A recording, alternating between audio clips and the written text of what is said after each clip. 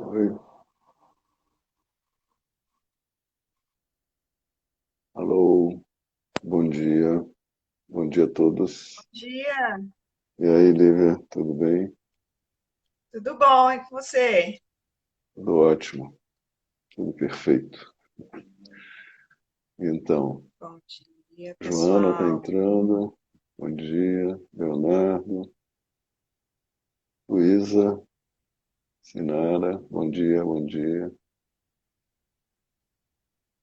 Dá vontade de perguntar para cada um, né? O que te motivou? Qual foi a sua curiosidade? Vocês podem ir pensando nisso. Wilson, bom dia.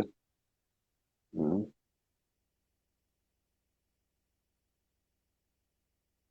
Ó, o pessoal tá entrando aí, legal. É. Você está me ouvindo bem? Eu boto fone de ouvido e não sei. Eu tô te ouvindo muito bem. E o pessoal? Pessoal, vocês estão ouvindo? Então, Ó, sou estudioso de do Reich. Reich. Muito bom, Leonardo. Vamos Eu falar muito também. dele hoje? Vamos. Vamos falar muito bem dele hoje. Então, bora lá. Bora lá? Vamos começando? Bom, Vamos. quem perdeu o começo, assiste depois no IGTV ou então no YouTube, né? A gente manda para lá. Então, desejo, sexualidade, vergonha, né? Vamos falar um pouco sobre isso, né? Bom, primeiro, da onde que a gente vem, né? A gente vem da nossa história com os nossos pais, né? Nossa vida, nossa formação, nossa estruturação psíquica, né? Vem através das relações com os pais, né?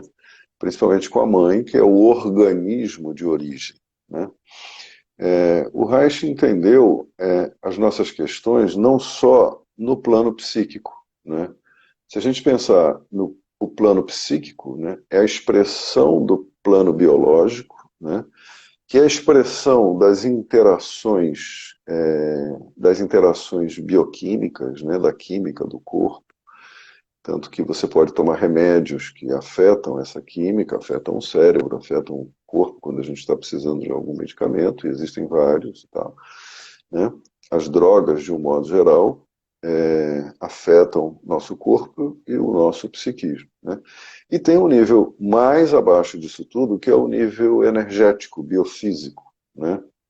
Que é onde age, por exemplo, a acupuntura, né? As técnicas orientais agem aí, você poder acessar a energia do corpo, né? O fluxo dessa energia, se a energia está presa, está solta, se ela flui bem, se os órgãos estão sendo bem energizados, né? Pouca energia, muita energia. Então, isso está na base desse funcionamento que vai ter uma expressão psíquica. Né? Energia bloqueada é a energia que causa um tipo de perturbação ou de expressão. Né?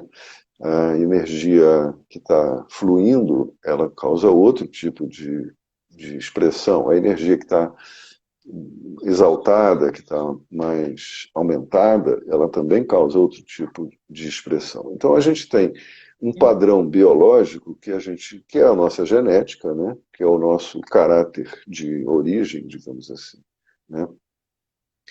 E esse padrão biológico ele vai funcionando de acordo com as interações, ele vai se estruturando de acordo com as nossas interações com a mãe, com o organismo original, né, com as figuras parentais, aqueles que nos tratam, né, que interagem com quem nós estabelecemos vínculos e um processo identificatório, né, para usar um termo psicanalítico. Olha o Francisco aí. Bom dia, Francisco. Seja bem-vindo. Então, é, Adriana também, outra Adriana. Não, é a mesma. Quando a gente tem. Então, essas influências, quando elas preservam, né, essa pulsação básica, né, essa possibilidade de pulsar e fluir, que depende inicialmente das interações, né, o primeiro fator fundamental é a segurança. Né? O organismo nasce em total vulnerabilidade. Né? A gente nasce em uma condição absoluta de dependência. E essa dependência absoluta, ela requer uma segurança absoluta. Né? Um neurocientista chamado Jack Panksepp, né? Ele descobriu os circuitos que a gente traz, né? Já circuitos prontos, circuitos cerebrais prontos, e um deles é o do cuidado. Um bebê sabe quando está sendo cuidado, né? Por uma razão biológica, por uma razão de sobrevivência. Né? O bebê sabe quando ele está com raiva, ele sabe quando ele está precisando de proteção, né? Ele sabe o que o excita, né? O que dá prazer, o circuito da sexualidade já está presente ali. Né? O Reich não usou essa linguagem da neurociência, mas ele entendeu isso. Ele entendeu que a matéria viva tem suas próprias leis de funcionamento e que depende dessa interação do organismo, né, com o meio, e que vai dando uma interação psíquica, né, vai dando uma constituição de um eu. Né, que a gente vai usar esse conceito provisoriamente. Eu não quero entrar muito em questões teóricas, né, mas quero tentar explicar isso um pouco melhor. Quando essa pulsação conjunta consegue ser preservada, ou seja, quando o organismo vivo sente que tem o direito de existir nesse mundo, sente que tem o direito de ter suas necessidades atendidas, né, que é uma compreensão que a escola de psicoterapia corporal chamada Bodydynamic, né, apreendeu bem, né. Quando o bebê sente que ele está seguro, que ele tem direito a seus sentimentos, né, e ajuda a ser diferenciado, ajuda a ser protegido na sua fronteira, né, isso quer dizer que ele precisa ser reconhecido como um ser com vida própria. Né? A mãe tem que poder dizer: ah, você é o fulaninho, você sente dessa forma, você pensa assim. Quando os adultos conseguem traduzir para a criança o que ela expressa a partir dessa conexão com a linguagem viva, né? São pessoas que estão menos encouraçadas, menos bloqueadas. Essas pessoas percebem o que o bebê está sentindo. O bebê está com fome, está com frio, está precisando de contato, quer só brincar, quer ser solto, quer poder experimentar o mundo. Né? E quando isso é compreendido, quando isso é alcançado, e que vem pela linguagem expressiva da vida, não vem pela linguagem de palavras, né? E pela capacidade que os adultos têm de se conectarem com essa linguagem expressiva da vida, e isso deveria estar no adulto também como uma percepção de si, né? A partir do que a sua pulsação interna, a partir do que as suas sensações, que são esse nível mais primitivo e mais básico, né, que é onde a gente capta o aspecto biofísico, né, isso também tem que estar presente no adulto. Então, essa interação vai permitindo que vá se construindo uma identidade que se reconhece existindo separadamente e que se reconhece em possibilidade de união, né, de fusão. Então, essas duas funções estão presentes desde o início. Se unir, né, por exemplo, o bebê está lá no colo, está totalmente entregue, ele está unido, fundido, né, e o bebê está solto, experimentando, descobrindo eu faço essas experiências e tal. Isso vai se sofisticando ao longo do tempo. Isso é uma história riquíssima, né? A gente não vai detalhar muito isso, porque no nosso tempo é curto. Então, o que acontece é que esse processo não se dá lindamente, assim como a gente tem essa compreensão da teoria. Né? É um processo que sofre muitas interrupções e interferências. Né? A primeira delas são interrupções naturais. Né? Por exemplo, a interrupção do prazer pode se dar por um fator ambiental, como o barulho. Né? Você está escutando um barulho muito alto né? Você pode estar, isso tranca, isso trava, né? Ou pode estar por uma necessidade não atendida, ou por um impulso que foi bloqueado, né? E todos nós temos que desenvolver a capacidade de esperar, por exemplo, né? O bebê precisa aprender a esperar, a criança precisa aprender a esperar. Então, vão acontecendo interdições, e essas interdições vão constituindo uma visão de si que começa a se distanciar dessa percepção da pulsação. A gente vai entrando no modo do que é adequado, né? Do que é adequado ser. Como é adequado, como é que eu faço para sobreviver? Como é que eu faço para preservar o amor da mãe? Né? Como é que eu faço para preservar o amor do outro? E isso faz com que o desejo, a atividade desejante, né, ela comece a assumir essa busca do que o outro lhe dá, para que ele se sinta seguro, protegido, querido, amado, né? E aí se constitui o falso self, né? A base do falso self são as nossas couraças, são os nossos bloqueios, né? Os nossos bloqueios fortalecem ou conseguem dar uma substância, digamos assim, para o funcionamento encouraçado, que é o funcionamento adaptado, né? Que é o funcionamento que nos leva a obter gratificações, né? Gratificações sociais, gratificações emocionais, etc, etc. Então, a sexualidade e a emocionalidade se montam em cima disso, né? Quando a pessoa está na vida adulta, quando ela está interagindo, os desejos dela passam a ser dirigidos por esse funcionamento interno, né? Quando você, por exemplo, uma pessoa pode, aí sim, o desejo pode ter várias versões, né? O desejo pode ter assim, um leque, né? O desejo pode aparecer em muitas versões. Então, uma delas, por exemplo, é o desejo de ser famoso, o desejo de ser importante, né? De ser aplaudido, o desejo de ser desejado, admirado.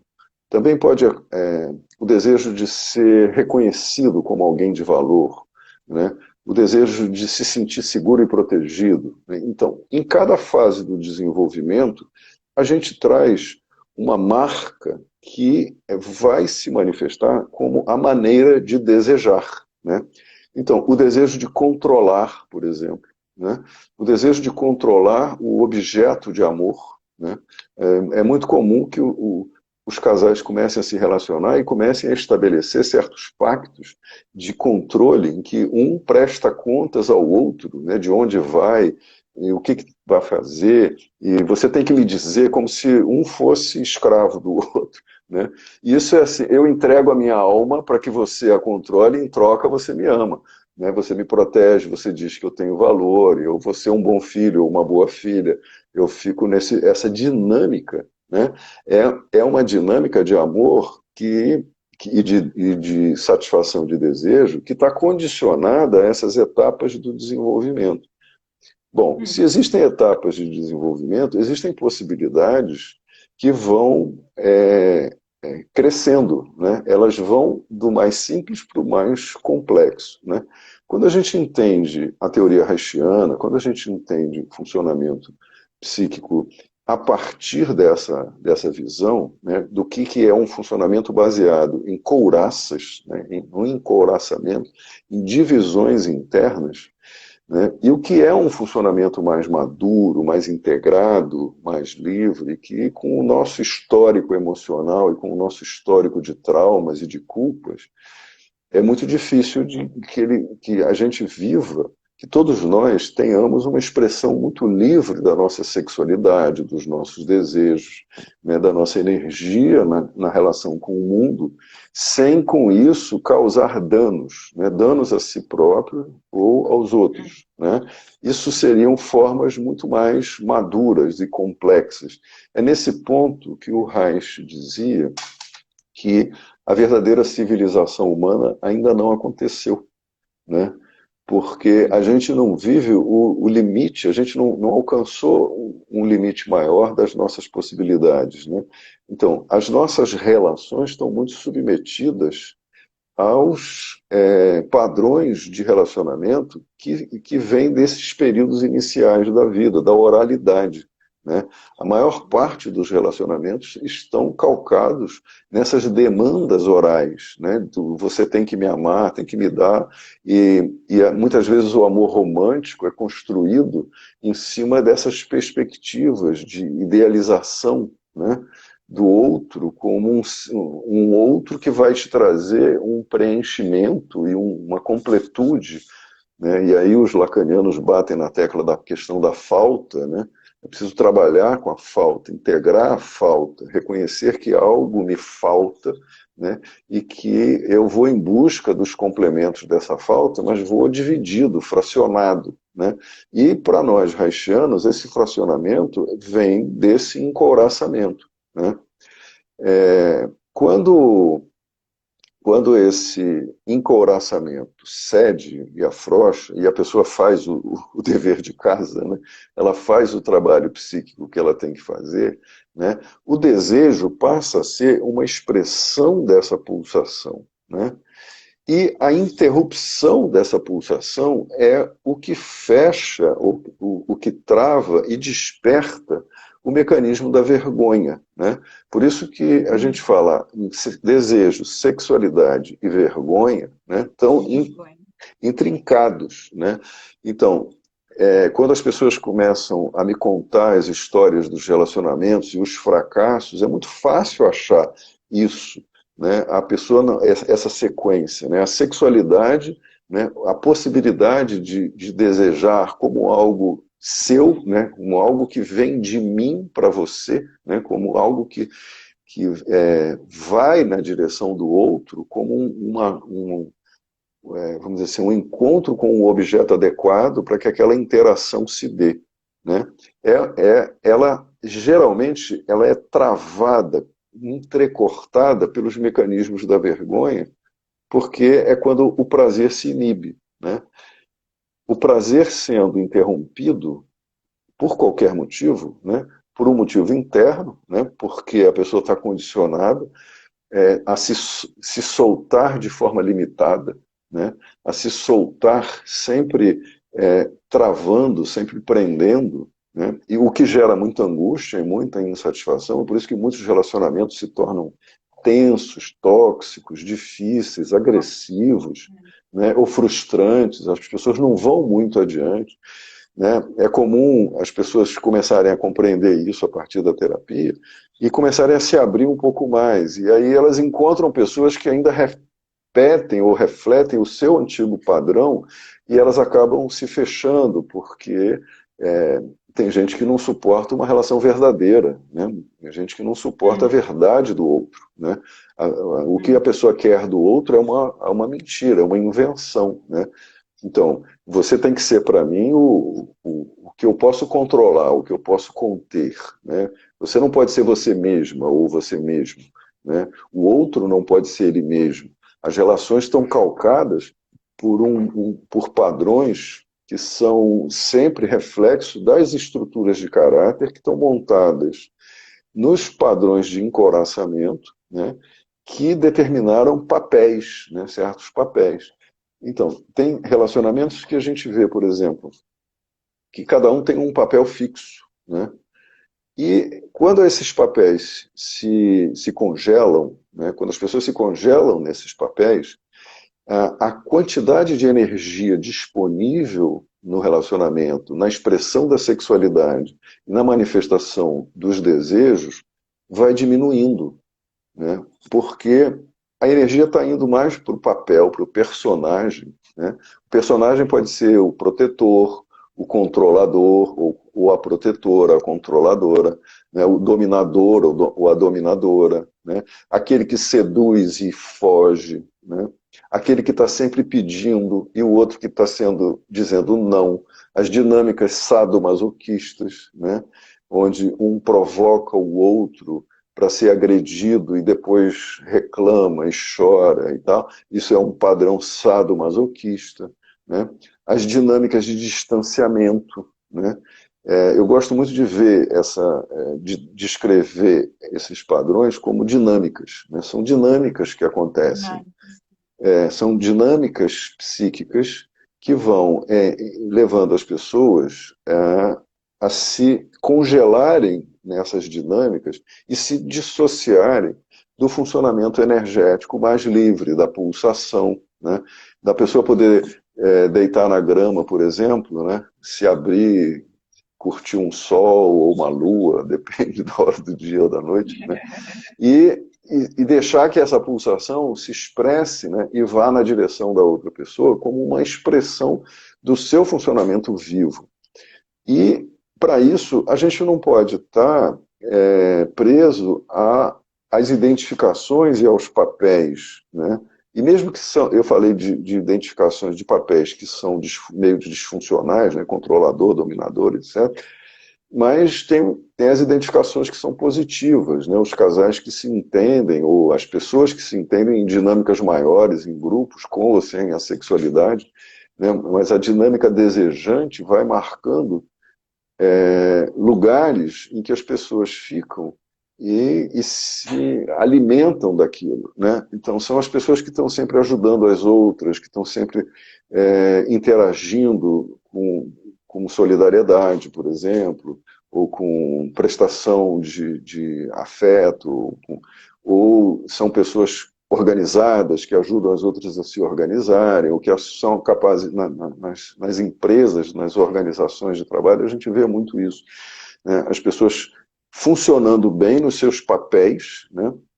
Naquilo que elas são boas, mas elas não conseguem se soltar daquilo, elas não conseguem se largar. Então, existe um tipo de encouraçamento por trás disso, né, que não deixa que a pessoa se desconheça, né? Eu já falei isso aqui outras vezes e eu adoro repetir isso, né? O autoconhecimento tem que nos levar a poder nos desconhecermos, né? A poder Desconstruir, né? a poder se abrir, né? Você sabe que você tem capacidades e recursos, né, que você pode usar, que estão aí à sua disposição. É como se você tivesse um armário cheio de roupa, né? Roupa de inverno, roupa de verão, outono, primavera, né? Sapatinho para isso, para aquilo. E você tem as suas roupas que você pode usar, escolher usar quando você bem quiser ou precisar, né? Está muito frio, preciso de um casaco. Vou pegar aquele, tal, que eu gosto, que combina com aquela outra roupa e tal. É preciso também que a pessoa se desnude, né? Isso é muito concreto o que eu estou falando, né? O exemplo é muito concreto, né? Se desnudar é se desnudar diante de si mesmo, né?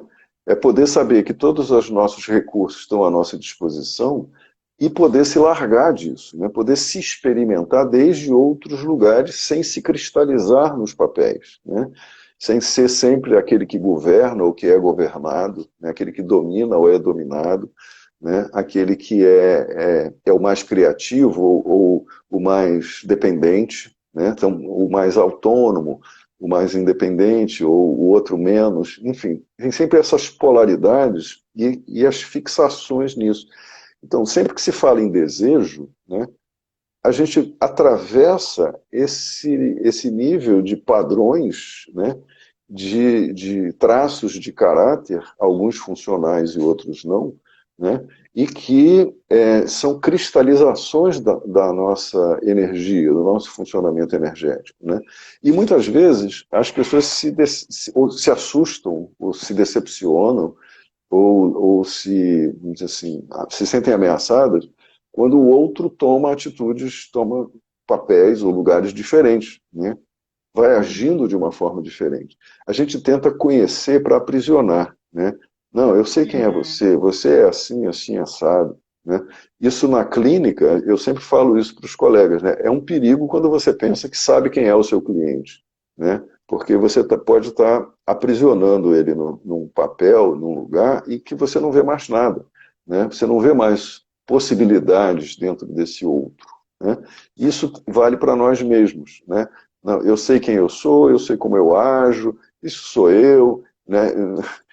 Uma definição para isso é complexo de Gabriela, né? Eu Sabe o li que é? sobre isso esses dias. Ou seja, eu nasci Fala. assim, eu cresci nasci assim, eu assim. sou assim e vou ser sempre assim. Né? Esse é É, é o complexo é a que rigidez, né, do pensamento. é a rigidez do pensamento, é a rigidez do esse é o que, quem eu sou, né? Isso é o que eu sou e nada vai me fazer mudar. Né? Ninguém tira isso de mim. Então, é preciso refletir sobre isso, né?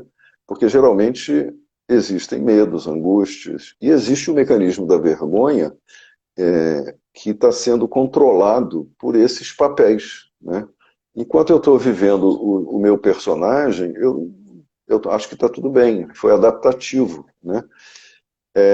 O Reich considerava que se a gente desbloqueia essas couraças, e a nossa clínica mostra isso, né? Se a gente destrava isso, a gente passa a ficar mais aberto para se experimentar, para viver a vida como uma grande experiência, e não como uma busca de padrões de repetição. Né? E aí o desejo muda. Né? O desejo deixa de ser aquilo que ele tinha como função, no sentido de preservar os encoraçamentos. Né? O desejo passa a ser o desejo de outras experiências, né? Que podem ser vividas dentro do mesmo relacionamento, quando o relacionamento energeticamente pulsa nessa direção, né? Quando Eu, ambos vivem isso. Né? Você ia fazer algum comentário? eu tenho uma pergunta, eu posso fazer agora ou você prefere ir mais no final? Faz agora. Eu estou vendo uma aqui que eu não estou conseguindo ler toda. Né? Eu queria que você Faz a falasse um sua primeiro. pouquinho, então, o que que é a neurose sexual, né, na visão do Reich.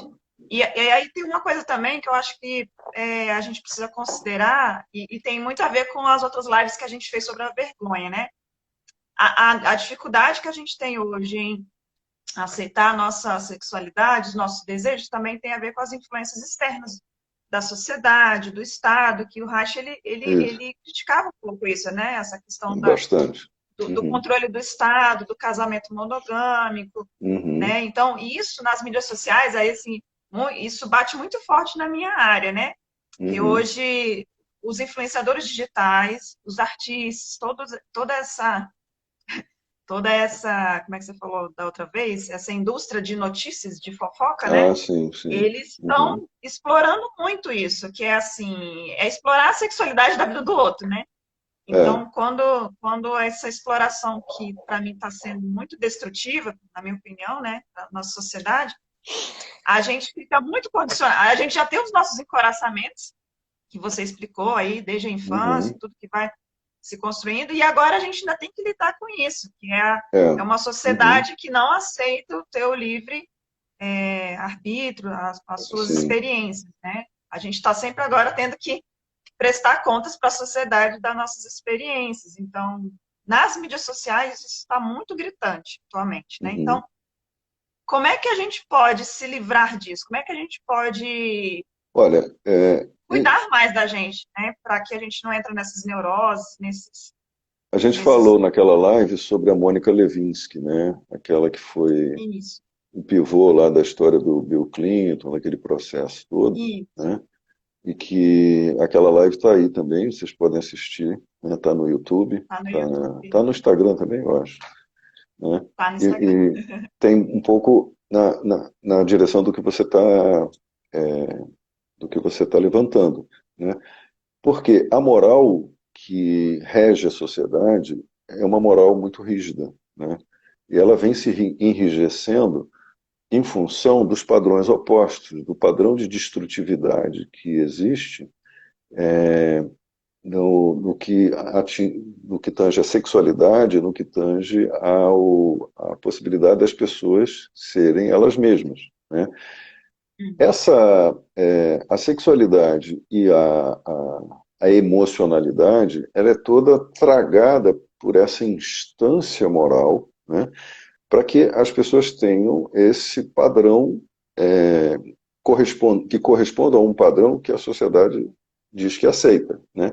Agora, o que que é sociedade? Né? São essas pessoas malucas que estão gritando e xingando as outras, e ofendendo, atacando, porque elas não pensam como elas? Isso não é sociedade, isso é uma doença, né? Isso é uma manifestação patológica.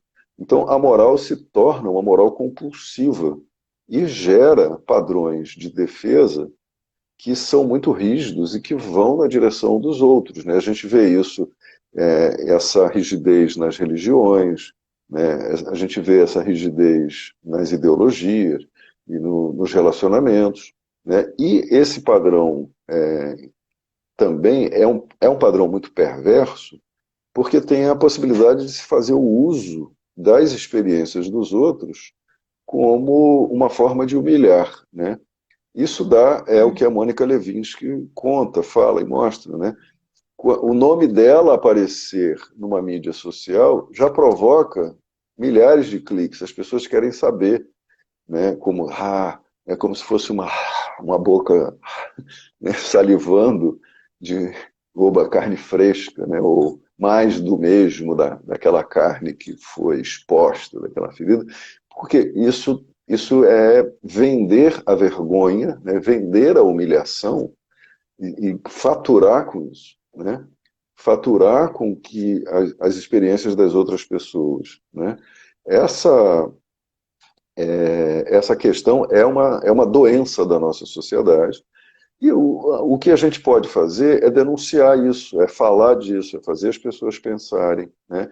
E fazer com que, aí sim, temos que trabalhar o tema da vergonha, né? E temos que recuperar que no lugar do envergonhamento, não é da vergonha em si como uma emoção, né? A vergonha, ela pode estar presente sempre. A gente pode ter momentos de interrupção do prazer e isso disparar os mecanismos de vergonha, né? Como o Fabiano fala no curso, né? São os processos avergonzantes, né?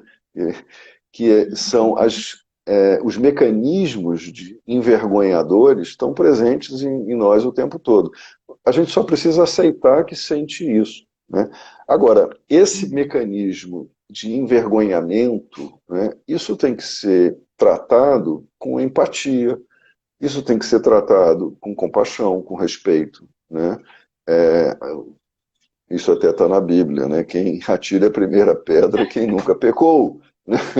Isso até está lá, né? Mas muita gente usa a Bíblia para tirar pedras dos outros. Quer dizer, aí você vê toda uma confusão, né? Uma confusão onde as pessoas não se implicam e não veem que elas também podem fazer coisas que envolvem a vergonha. Esse é um quadro de vergonha patológica, né?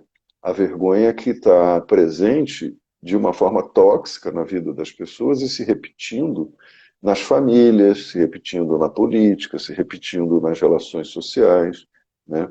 E esse é um tipo de coisa que a gente só trata com consciência, né? Conscientizando, falando. Vamos fazer muitas lives falando sobre vergonha e vamos fazer o curso online, vamos divulgar bastante isso para isso ser muito refletido, porque a vergonha tem essa enorme capacidade de se esconder, né? É muito comum que as pessoas achem a vergonha um tema interessante, mas pensem na vergonha como um processo só de autoavaliação negativa, né? Ai, que vergonha, eu fiz uma coisa feia, né? Então, lidar com a vergonha é angustiante para todo mundo, né? Quando uma pessoa começa a expressar algo vergonhoso, seja em terapia ou seja nas relações, é difícil ouvir, é difícil sentir o que o outro está sentindo ou expressando, né? Porque isso desperta os nossos mecanismos de vergonha também. Então, a gente tem que se trabalhar o tempo todo em relação a isso. E qual é a percepção fundamental? É quando o prazer está... E o prazer vai sendo substituído pelo dever, pelo deveria. Você deveria isso, você deveria aquilo, né? Eu não deveria estar falando desse modo, eu não deveria estar sendo isso ou aquilo, né? Porque o julgamento é parte desse ciclo repetitivo, né? E só se conscientizando disso, não tem remédio para isso. Você não vai na farmácia e diz, me dá aí um remédio para vergonha, né? Me dá você tem remédio para o pânico, né? Para o medo. Né? A indústria farmacêutica ainda não produziu remédio para vergonha. Tem remédio para Entende? dormir, né? Agora para vergonha não tem. Não, não tem. E o remédio para a vergonha é a consciência, né? E quando a gente consegue integrar a vergonha, né, conscientemente, reconhecendo como ela se manifesta no nosso dia a dia, né, os encoraçamentos começam a ceder, né, porque a função do prazer ela é uma função natural, tudo tende ao prazer, né, tudo tende vamos dizer assim, ao desencouraçamento. É só uma questão de ter clareza sobre isso e poder ceder, poder soltar, né? Você imagina uma pessoa dançando com vergonha de dançar, né? Que dança sem graça, né? Uma dança travada. Se você olha uma pessoa dançando tudo duro, né? Essa pessoa não está expressando prazer. Então você vê ali a interrupção do prazer, onde um movimento espontâneo deveria estar, né? Está uma inibição agindo, né? Está uma ordem, uma censura, uma crítica. E isso é do mecanismo da vergonha, né? E quando a pessoa reconhece que isso é só vergonha, mais uma emoção básica, né? Medo, raiva, tristeza, alegria, nojo, né? Prazer Hum. sexual e vergonha são emoções básicas, né? Estão na base do nosso funcionamento, né? E quando a gente reconhece o que está sentindo, né, a gente não precisa mais atacar ou contra-atacar, né? Ficar apontando para os outros. A gente olha para a gente mesmo, né? Como é isso para mim, Verdade. né? Ok? Eu E acho. no, Será que eu respondi? tem uma pergunta aqui. é, a vergonha é um caminho para se chegar à humilhação, que são mecanismos de controle sociais. E Isso. a outra, tem outra questão aqui. A vergonha paralisa uma possível mudança de comportamento ou pensamento? Se a vergonha paralisa, a vergonha é a expressão de uma paralisação de um movimento espontâneo, né? Que seria um movimento É. de prazer, né? Do sistema nervoso autônomo, é o simpático e o parasimpático. O simpático se ativa para você lutar ou fugir, o parasimpático desfaz essa reação e permite que a gente entre em prazer de novo. Então a gente tem que poder alternar entre simpático e parasimpático, prazer e desprazer, né? Prazer e angústia, né? O Fabian coloca isso muito bem no curso, né? O Reich entendia que o funcionamento básico nosso é entre o prazer e a angústia. A gente alterna expansão e contração, prazer e angústia. O Fabiano diz, é prazer, angústia e vergonha, o que eu concordo plenamente, porque a vergonha entra como a inibição, no momento em que há a inibição do prazer, né? Não sei se isso responde à pergunta. Repete aí a pergunta que você viu, que eu não estou achando essa pergunta aqui. Ela era com relação a se a vergonha, quando a pessoa está num movimento já de mudança, né? Se a vergonha paralisa, né? Mas é isso que você falou. É, a vergonha, ela aparece como efeito da paralisia, né? É o trancamento do prazer, né? O exemplo da criança explorando os genitais, por exemplo, e passa alguém e grita, né? Tira a mão daí, menino, né? Fecha essas pernas, menina. Isso é um ataque que vem de fora e que depois vira um auto-ataque, né? É, A moça, sem querer, mostrou a bunda, mostrou a calcinha em algum lugar. Quando ela percebe isso, ela se envergonha e ela passa a se atacar, né? Que coisa feia que eu passei, que eu fiz, eu me expus, né? E eu estava me lembrando disso outro dia, eu estava conversando com uma pessoa falando sobre uma coisa que acontece na Inglaterra, né? O pessoal sai à noite, por exemplo, para beber, vai para os bares.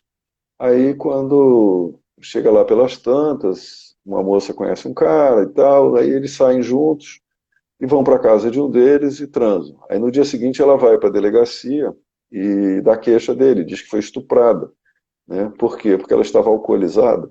Então, entendeu? Tudo que ela consentiu alcoolizada, ela não consentiria se ela estivesse sóbria. Então, que mecanismo é esse? É o mecanismo da vergonha. Ela se envergonhou do que ela fez. A não ser que ela seja uma perversona, que tenha feito isso para depois ir buscar dinheiro, né? Processar o cara e tal. Mas há também a vergonha, o mecanismo que está por trás disso é o mecanismo do envergonhamento, né? Envergonhamento, é. E tem uma pergunta aqui sobre a relação entre a vergonha e o medo. E eu também tenho uma dúvida sobre, você falou um pouco dos casais, né, dos condicionamentos.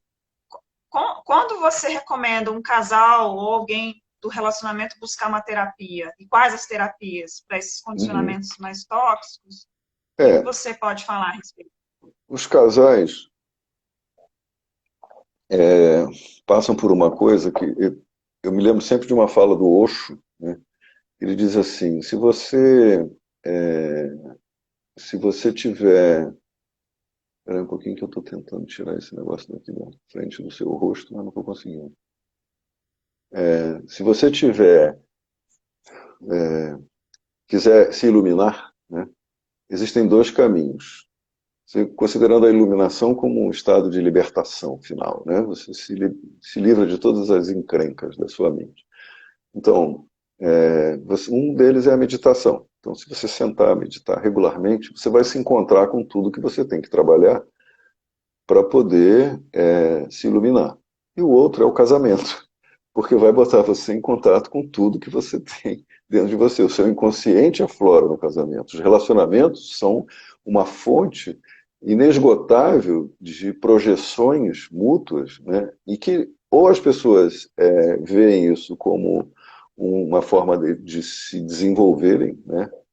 E para isso você tem que poder sair, parar e pensar de fora, né? Peraí, quando você A, eu B. Quando você faz assim, eu reajo desse modo. O que que acontece comigo? Por que será que eu me sinto assim? Né? Quando a pessoa começa a se interrogar e os dois começam a refletir sobre a análise do seu próprio funcionamento, e eles conseguem se entender mais facilmente, né? Agora, os casais que não conseguem fazer isso, né, que eles ficam só no dedo apontado um para o outro, eles estão no limite da sua consciência. Eles estão naquele ponto em que eles não têm compreensão das motivações inconscientes que os levam a agir desse modo, né? Então, aparecem os padrões defensivos, né? Geralmente um é crítico, acusador, e o outro se fecha, o outro sai, escapa, é evasivo, né? Ou então os dois são muito críticos e ficam se acusando, e são brigas homéricas, né? Porque ficam disputando pelo lugar da criança na relação, né?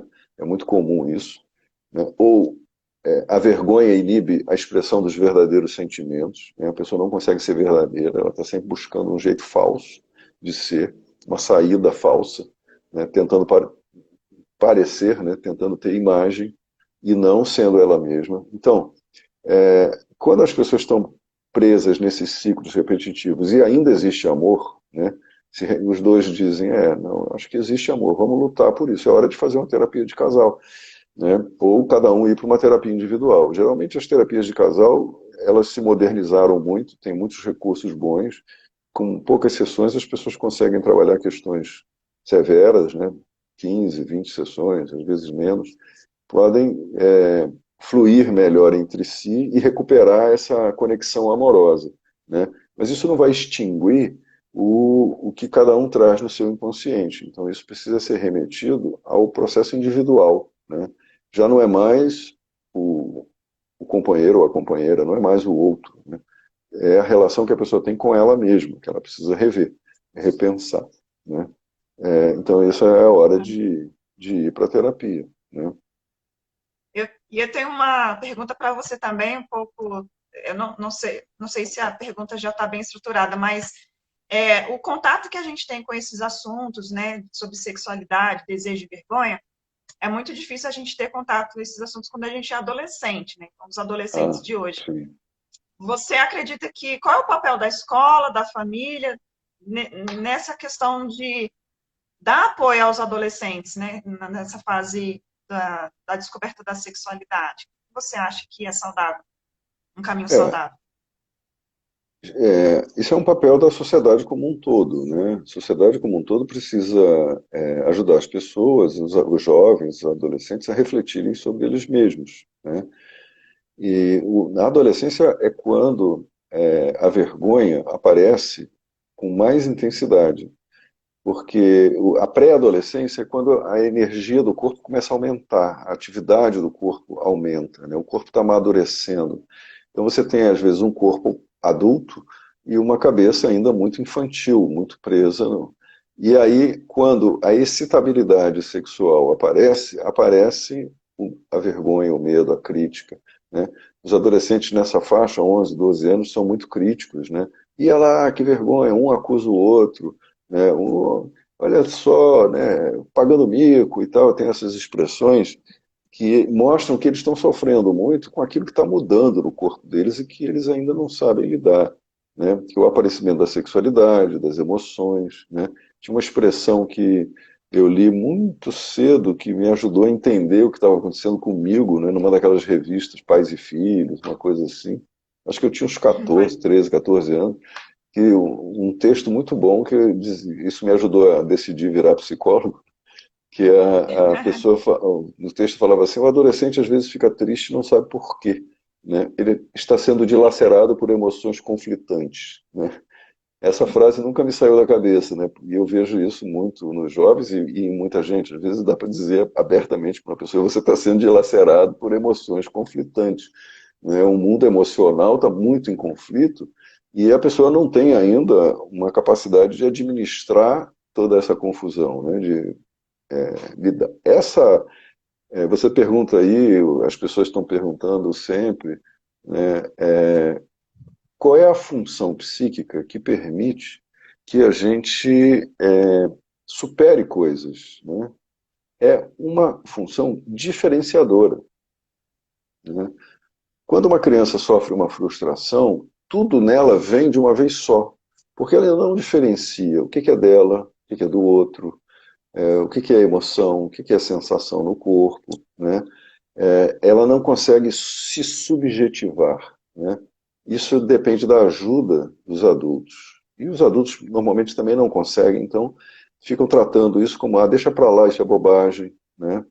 O que eu mais escuto é, eu falava com meu pai que eu estava tendo pesadelo à noite. Não, deixa para lá, isso é bobagem, vai passar, né? Então não tem uma escuta que ajude a diferenciar, né? É essa função diferenciadora que vai botando ordem na casa, né? Que vai dizendo isso é meu, isso é seu, eu não posso contar com você para isso, eu posso contar para aquilo, eu não posso contar comigo, eu não tenho ainda, né? Por exemplo, muitos jovens nessa idade estão tão assoberbados, com emoções conflitantes, que não conseguem se concentrar nos estudos, não conseguem se concentrar na, é, nas tarefas, né? Uma das queixas dos pais é, eu peço ajuda aqui, mas acabo sobrando louça, tem um monte de copo em cima da pia, copo espalhado pela casa toda, porque, né, os nerds não são capazes de pegar um copo, né?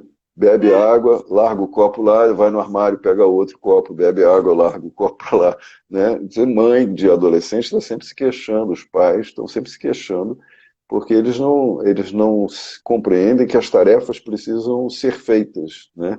Então não é assim, eu já lavei meu copo, eu fiz isso, eu não, faz você o resto, né? Não se compromete com o todo.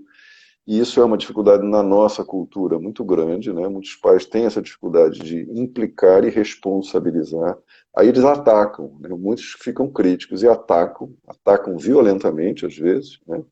E outros deixam para lá, vão lá e fazem, tá, né? Aí cria uma cultura permissiva. E toda a sociedade precisa que as cabeças pensantes, né, se disponham a ajudar nesse processo, né? Geralmente ajuda os pais a lidar com os filhos, ajuda os professores a lidar com os alunos, né? Ajuda direções da escola a lidar com a com o pessoal, de um modo geral, da escola, né? E fazer com que todo mundo possa ter espaços de interação e troca, onde essas questões possam ser faladas mais abertamente e trazerem mais alívio e mais reflexão, né? Isso tudo é processo, isso não vem pronto, né? Tem uma pergunta aqui de alguém sobre o caminho do diálogo, você está vendo? É da Cláudia. O caminho do diálogo é reconhecer a si mesmo, mas compreender o outro e com isso fazer suas escolhas ou tomadas de decisões, sim, sim, é isso, né? É isso mesmo, Cláudia. É compreender a si mesmo e compreender o outro, né? É disso que a gente vem falando aqui. Paulo Valério fala, relacionamento significa algo completo. Está vendo a hora aí, Lívia? Acabado, fechado. Falta, temos ainda uns 8 minutos. Tá. O amor nunca é um relacionamento. Amor é relacionar-se. É sempre um rio fluindo interminável. Exatamente, Paulo. E isso vem como uma troca. Ah, do Osho, isso, né? É uma troca constante. Então, para você viver assim, você precisa poder se desconhecer, né? Tá nesse fluxo dos relacionamentos, está nesse fluxo da vida, sem tentar sempre se encaixar de uma forma fixa, né? Uma vez que você abandone as expectativas, você aprendeu a viver, também é do Osho. É, isso mesmo. Né? Você viver das possibilidades que os relacionamentos têm, que a vida oferece, né? Sem essa ideia do papel fixo. Né? Então, você vê E como isso você tem como falar, de repente, numa próxima live, um pouco mais sobre esses papéis nos relacionamentos?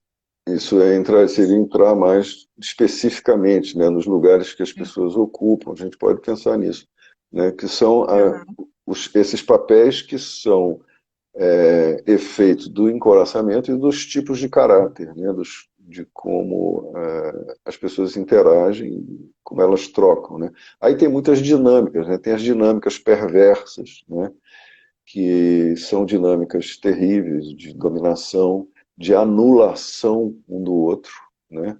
De ir anulando a outra pessoa, anulando o mecanismo perverso, né? Dos vampiros emocionais. Né? Aliás, tem um livro antigo sobre isso chamado Vampiros Emocionais, que são transtornos de personalidade que são descritos no livro e mostrando como é que eles se manifestam nos relacionamentos, né? É um livro que está esgotado, mas se alguém achar aí e quiser ler, pode ver boas explicações do que são relacionamentos tóxicos, né? Esses Ah, eu quero relacionamentos. ler. É, E do Reich tem esse livro, Revolução Sexual? revolução sexual. Você recomenda também essa leitura? Mas eu acho que a maioria dos psicólogos já deve ter lido, hein? É um livro um pouco técnico, né? Embora o Reich estava preocupado na sexpol dele, que era a política sexual, né? Ele estava preocupado em mostrar, em esclarecer e falar da questão da sexualidade como a importância que ela tem. Isso foi muito mal compreendido, né? Até hoje eu acho que isso não está muito claro, né? As pessoas, Uhum. os intelectuais que eu conheço, muitos falam assim, bobagem querer fazer revolução sexual só fazendo as pessoas treparem melhor, né? E isso é não ter compreendido o sentido disso, né? Qual é a implicação da sexualidade aí, né? E o quanto que essa questão do direcionamento das condutas da sociedade para preservar esse funcionamento da vida viva, né?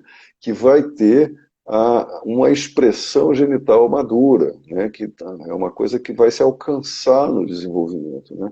Mas isso são processos muito lentos, né? A verdadeira civilização humana ainda vai precisar de muitos séculos, talvez milhares de anos, para. Para Isso não é evoluir, uma né? coisa. Isso você vê esses ciclos, né? A história da humanidade é feita por ciclos de guerras, né?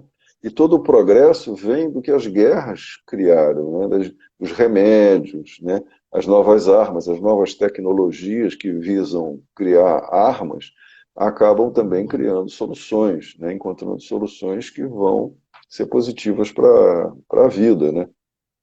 O Fusca, né? Que foi um carro muito muito famoso aí no Brasil, né? Que você andou de Fusca, né? Eu andei muito de Fusca, né? O Fusca foi o Hitler que pediu para os engenheiros alemães fazerem um carro que pudesse andar no deserto sem água, sem precisar de água, né? Eles criaram um motor refrigerado a ar, né?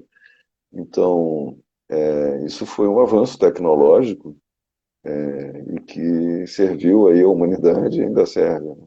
Não sei mais em que lugar essa tecnologia da refrigeração a ar está sendo aplicada hoje. Mas a história não é a história da satisfação, do prazer, da realização emocional, né? Isso vem assim como com movimentos tímidos, né? Que vão aparecendo aqui e ali, né? Uma pessoa às vezes está angustiada, nunca ouviu falar disso, aí vai numa livraria, pega um livro lá, começa a ler, aí ouve falar de Reich, ouve falar de coisas. Com a internet começa todo mundo a fazer busca no Google e tudo. Então essas ideias vão aparecendo e vão sendo mais levadas adiante, né? E aí tem gente que diz, isso existe, né? Isso existe. Existem processos, possibilidade de fazer mudanças. Eu não sabia que isso podia existir. Então isso é muito rico quando a gente consegue contribuir para que mais pessoas vão se dando conta, vão despertando, né? Mas é um processo muito lento, não tem mágica, não. Leva tempo. Como é E que está o nosso será que tempo, tem hein? mais? Temos mais uns 2 minutinhos, talvez mais para alguma pergunta, se alguém quiser fazer. Essa live vai ficar disponível no IGTV e no YouTube, só lembrando. Quem quiser rever ou enviar para Ó, alguém. Cláudia, você está fazendo, a Cláudia Marques está fazendo umas perguntas bem complexas aqui. Acho que a gente vai ter que tentar responder isso mais adiante, né? O reconhecimento dessas atitudes está ligado aos exemplos do cotidiano, sim, né? Mas o cotidiano é marcado, né, por muita, por muito desse padrão, né? O que a gente está tentando é explicar o que, que faz esses padrões se manifestarem, né? O que, que faz essa coisa ser, como está perguntando, colocando aqui o Leonardo Geber, né? Os padrões funcionais, papéis funcionais e papéis disfuncionais, né? O que que age a favor da vida e o que age contra, né? E, enfim, o que mais? A Beth está Eu acho que aqui. o tempo vai acabar. É, a live vai ficar salva, vai ficar no IGTV, né? E no IGTV eu não sei por quanto tempo fica. Depois a Lívia manda para o YouTube, né? E a gente assiste lá também, se quiser. Tá bom? Foi ótimo. Então, bom, mais uma vez, muito obrigado. Obrigado a você, Lívia. Obrigado a todos que Obrigada. assistiram e aos próximos que vão assistir também, que não puderam estar aqui com a gente hoje, né? E que tenham um bom final de semana e que reflitam bastante sobre essas ideias. Tá bom? Isso mesmo. Até a Então próxima, tá. pessoal. Até mais. Tchau, tchau. Tchau, tchau.